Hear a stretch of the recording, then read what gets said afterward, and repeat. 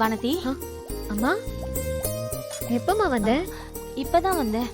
நீ எப்படி இருக்க? நான் நல்லா இருக்கேம்மா. வானதி, சொல்லுமா.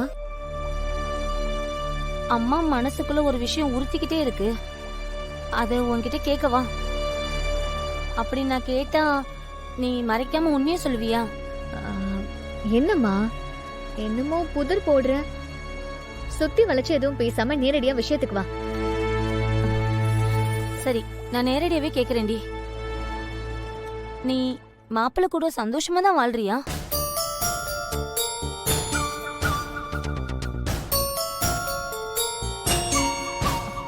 வானதி, உன்னதான் கேக்குறேன்.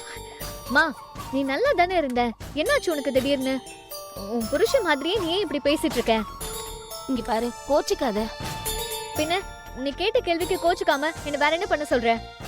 அருள் மாமா என் மேல உயிரியே வச்சிருக்காரு. சரி சரி, உன் மனச கஷ்டப்படுத்திருந்தா என்ன மன்னிச்சிடு. ஆனா தப்பான அர்த்தத்துல இந்த கேள்வியை நான் கேட்கல. இந்த கேள்வி கேட்டதுக்கும் ஒரு அர்த்தம் இருக்கு. மா, செஞ்சத நியாயப்படுத்தாத. இதுக்கு பின்னாடி என்ன காரணம் இருக்க போகுது? இல்லடி, கல்யாணம் ஆகி ரொம்ப நாள் ஆச்சு. உனக்குன்னு ஒரு குழந்தை இல்ல.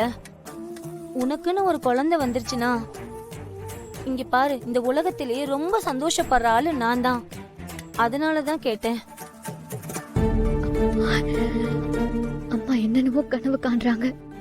ஆனா எங்களுக்குள்ள நடக்கிற உண்மை அம்மாக்கு தெரிஞ்சதுன்னா அம்மாவால தாங்கிக்கவே முடியாது.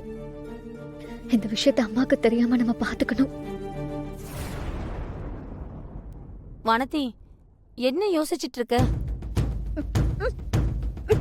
ஏய், என்ன என்னாச்சு? ஐயோ,